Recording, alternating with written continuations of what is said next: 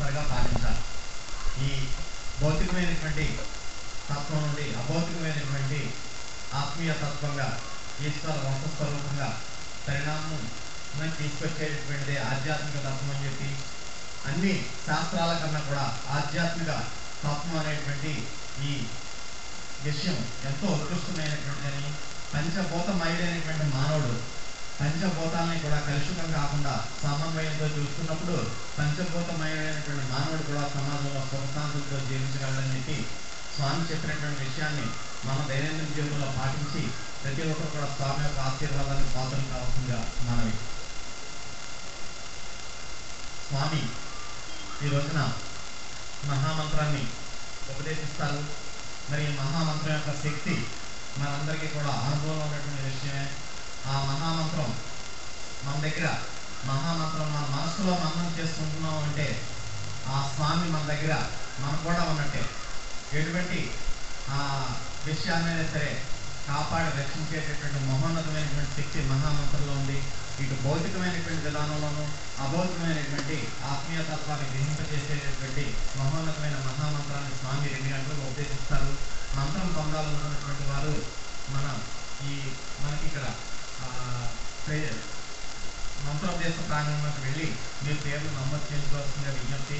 అదేవిధంగా మా స్వామి యొక్క సందేశాలు వినడానికి మన రాష్ట్ర వ్యాప్తంగా స్వామి కూడా మనం పర్యటించలేం.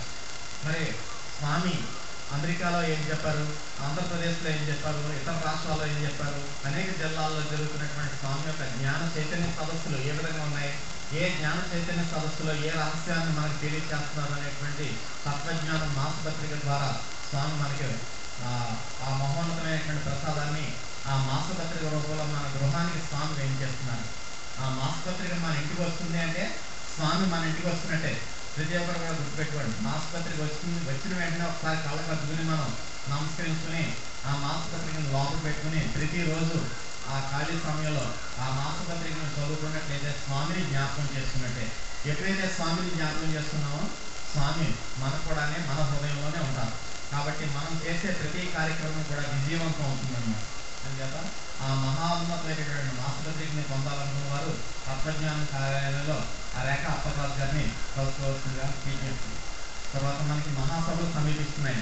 మరి మహాసభలు అంటే మనం ఈ పండగ, మనం పెద్ద పండుగ, భోగి, పెద్ద పండుగ, కనుము, ఇవన్నీ కూడా ఎంతో ఉత్సాహంతో మనం ఏ విధంగా జరుపుకుంటామో, నూతన వస్త్రాలు కట్టుకుని బంధువులను పిలుచుకుని ఆయన పిండి వంటలు చేసుకుని ఎంతో రకంగా ఎంత ఆహ్లాదకరంగా మనం చేసుకుంటామో అంతకన్నా ఎక్కువ ఆనందంగా మనం మహాసభలో నిర్వహించుకున్నాం. అందుచేత మనకి సంవత్సరం అంతా కూడా ఈ మహాసభల కోసం మనం ప్రతి ఒక్కరు కూడా ఎంతో మంది ఎంతో దూర దేశాల నుంచి, ఇతర రాష్ట్రాల నుంచి ఎంతో ఏ ప్రయాసాలకు వచ్చి ఈ మహాసభలకు రావడం జరుగుతుందండి. ఆ వచ్చినటువంటి వాళ్ళందరినీ కూడా మనం సాధారణంగా ఆహ్వానించాలి. వారికి అన్ని భోజన సౌకర్యాలు కూడా మనం ఏర్పాటు చేయాలి. మరి స్వామి వచ్చినటువంటి వారందరికీ కూడా ఉచిత భోజన సౌకర్యాలు ఏర్పాటు చేస్తున్నారు. అంటే దానికి మనందరూ కూడా ప్రతి సంవత్సరం ఏ విధంగా మనం సహకరిస్తున్నామో ఈ సంవత్సరం కూడా మనకి స్వామి కాయగూరలో పండించుకునే అవకాశం ఇచ్చారనుకోండి. ఆ కాయగూరలు తీసుకొచ్చి ఇక్కడ ఈ మహాసభలో ఆ యొక్క భోజన స్థానాల్లో అందజేసినట్లయితే ఎన్నో వేల మంది ఆ మహాప్రసాదాన్ని స్వీకరిస్తారు. అదేవిధంగా బియ్యం తెచ్చేవారు బియ్యం, లేదంటే పప్పులు, అపరాలు, కందిపప్పు, అయితే ఇతర రకాలైనటువంటి ఎన్నో దినుసులు మనకి ఆ సాంబార్లోకి ఆఫర్ అవుతాయి. అంచేత ఎవరో ఏ పంట పండినట్లయితే ఆ పంట తాలూకు ఆ విషయాన్ని మనకి కొద్దిగా ఇక్కడ నూతన మహాసభల్లో మనం సమర్పించుకున్నట్లయితే దానికి ఎన్నో వేల రెట్లు ఫలితాన్ని మనం పొందగలుగుతాం. అంచేత ప్రతి సంవత్సరం మనం ఏ విధంగా చేస్తున్నామో అదే విధంగా ఈ సంవత్సరం కూడా మహాసభలో దిగ్విజయం అయ్యే విధంగా ఫిబ్రవరి 9, 10, 11 3 రోజులు కూడా మహోన్నతమైనటువంటి పుణ్యకాలం, పౌరవపేటాధిపతులు ఆహ్వానమే ఆశీర్వదించేటటువంటి మహోన్నతమైనటువంటి పుణ్యకాలం. అంచేత ఈ మనం ప్రతి ఒక్కరు కూడా సద్వినియోగం చేసుకుని ఎంతో గొప్ప గొప్ప వ్యక్తులందరూ కూడా ఈ మహాసభలకు ఇచ్చేస్తారు. వారు చెప్పేటటువంటి విషయాలన్నీ కూడా మనం జాగ్రత్తగా విని స్వామి చెప్పేటటువంటి ప్రవచనాల్లో ఉన్నటువంటి రహస్యాలను గ్రహించి స్వామి యొక్క ఆశీర్వాదం, పూర్వపేటాధిపతుల యొక్క ఆశీర్వాదం పొందేటటువంటి మహోన్నతమైనటువంటి కాలం. ఈ సంవత్సరం అంతా కూడా మనం ఒక మహాసభకి మనం హాజరవడం ద్వారా మిగిలినటువంటి సంవత్సరంతో కూడా మనకి ఎంతో జయప్రదంగా జరిగేటటువంటి ఆశీర్వాదాన్ని మహాసభల ద్వారా మనం పొందగలుగుతాం. అంచేత ఎవరు కూడా అశ్రద్ధ చేయకండి. మనకు తెలిసినటువంటి వారు, చుట్టాలు, బంధువులు, ఇంకా మన పీఠం అంటే మంచి నమ్మకం ఉన్నటువంటి రాజకీయ నాయకులు ఎవరినైనా సరే ఈ మహాసభకు చక్కగా ఆహ్వానించండి. వారు కూడా స్వామి యొక్క ఆశీర్వాదం పొందే విధంగా కృషి చేయవలసిందిగా మనది. అదేవిధంగా స్వామి యొక్క మహోన్నతమైనటువంటి ఆశీర్వాదంతో ఈ నూతన ఆశ్రమం నిర్మాణం వెనకాల సభా ప్రాంగణం చూస్తే మీరందరూ కూడా చూసే ఉంటారు. శరవేగంగా నిర్మింపబడుతుందండి. మరి ప్రతి ఒక్కరు కూడా ఇంకా సభా ప్రాంగణం అయిపోయింది అంటే నూతన ఆశ్రమం నిర్మాణం అయిపోయింది అనేటువంటి అపోహలో మాత్రం ఎవరు ఉంటుంది. ఎందుకంటే సభా ప్రాంగణంలో మనం స్వామి యొక్క సందేశానికి వినడానికి మనకి అవకాశం ఉంటుందండి. మరి సభా ప్రాంగణంతో పాటు మనం ఇంకా భోజనశాల నిర్మాణం చేసుకోవాలి. అదేవిధంగా మనకి స్వామి మహామంత్రాన్ని ఉపదేశించేటటువంటి ఆ మహోన్నతమైనటువంటి మందిరాన్ని మనం నిర్మింప చేసుకోవాలి. అదేవిధంగా సంగీత పాఠశాలను మనం నిర్మించుకోవాలి. ఇంకా మన వేలాది మంది సభ్యులకి, లక్షలాది మంది సభ్యులకి సరిపోయేటట్టు బాత్రూమ్స్, ల్యాబరేటరీస్ ఇవన్నీ కూడా మనం నిర్మించుకోవాలి. అవన్నీ కూడా మనం నిర్మించుకోవాలంటే ప్రతి ఒక్కరు కూడా 2012వ సంవత్సరాన్ని ప్రతి ఒక్కరు కూడా సద్వినియోగం చేసుకుని మనకి స్వామి ప్రసాదించినటువంటి సంపదలో కొంత భాగాన్ని ఈ ఆశ్రమ నిర్మాణానికి కేటాయించి మానవ జన్మకి సార్థక్యత కలిగించుకోవాలి. అంతేగాని వస్తున్నాం, స్వామి నమస్కారం చేసుకుంటున్నాం, మన కోరికలన్నీ కూడా స్వామి చేసేస్తున్నాం, మన కోరికలన్నీ కూడా స్వామి నెరవేర్చేస్తున్నారు అని అనుకుంటే మాత్రం మా జన్మ సాఫల్యత రాదు. అందుచేత ప్రతి ఒక్కరు కూడా ఈ యొక్క మహోన్నతమైనటువంటి జగన్మందిర నిర్మాణం అనేటువంటి యజ్ఞంలో పాల్గొని స్వామి యొక్క ఆశీర్వాదం పొందవలసిందిగా మనవి.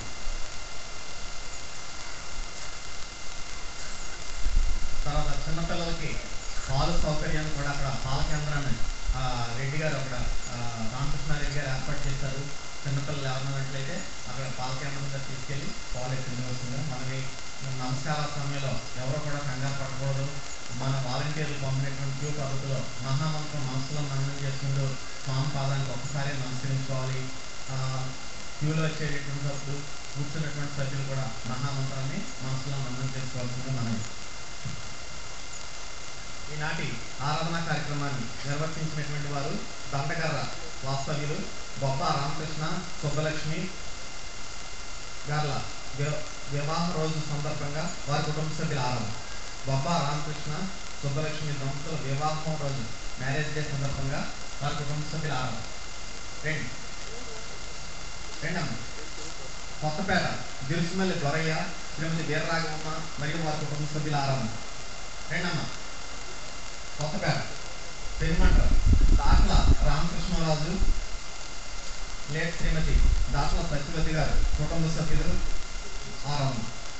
హైదరాబాద్ వాకాడ లక్ష్మణ్ శ్రీమతి సూర్యలత గారు కుమార్తె లక్షిత మరియు వారి కుటుంబ సభ్యుల ఆరాధన. ఎరుబండి భీమేశ్వరరావు దండగర్ర సత్యనారాయణ గిద్ద రమేష్ గోపిశెట్టి నాగేశ్వరరావు గోపిశెట్టి నాగేశ్వరరావు కోట శ్రీనివాస్ పాపశెట్టి లక్ష్మి వారి కుటుంబ సభ్యుల ఆరాధన. కుటుంబానికి ఒకరు రెండమ్మ. ఎరుబండి భీమేశ్వరరావు గారు ఒకరు, ఎరుబండి సూర్యనారాయణ గారి తరఫున ఒకరు, గిద్ద రమేష్ గారి తరఫున ఒకరు, గోపిశెట్టి నాగేశ్వరరావు తరఫున ఒకరు, కోట శ్రీనివాసరావు గారి తరఫున ఒకరు, పాపశెట్టి సుబ్బలక్ష్మి గారి తరఫున ఒకరు.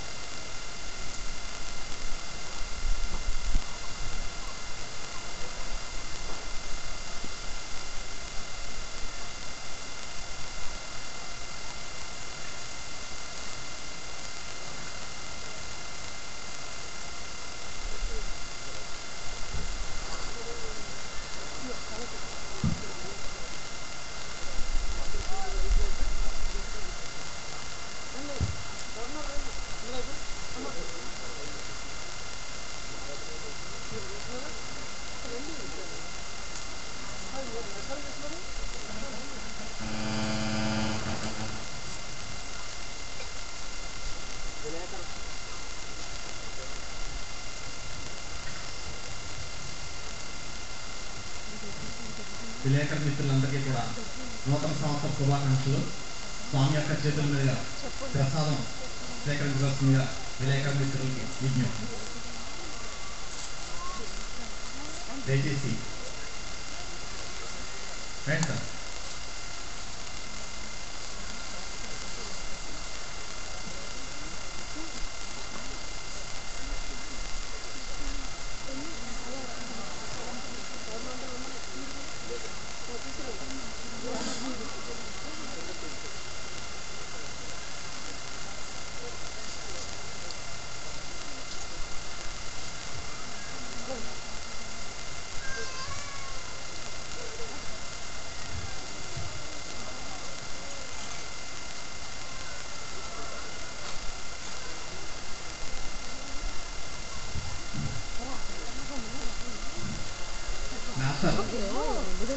ఆదిబామకు తిరిగి మేళాత్రి నానాజీ.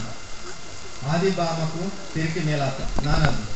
సంగీత విభావరి కార్యక్రమంలో తదుపరి కీర్తన కల్కి భాగవతం అనేటువంటి మహోన్నతమైనటువంటి గ్రంథం నుండి ఆదిబామకు తిరిగి మేళాత్రి నానాజీ.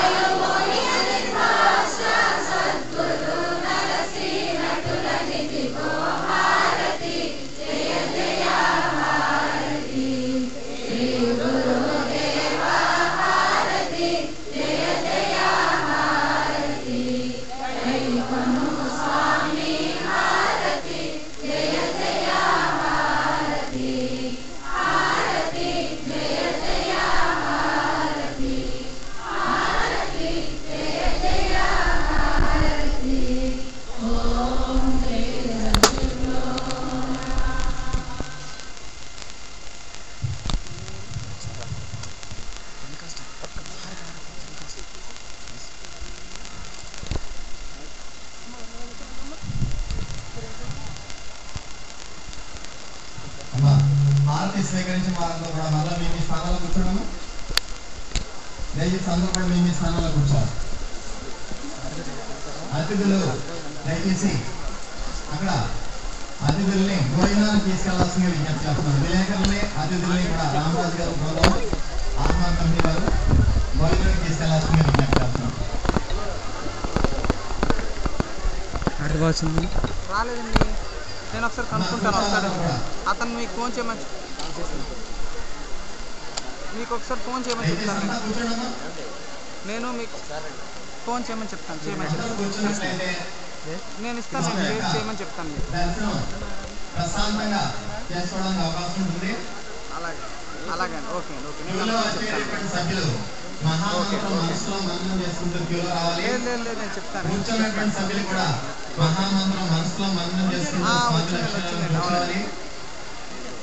Okay okay. మా మాటలు వినిపిస్తున్నాయి. ఇంకా దయచేసి అందరూ కూర్చోవాలి.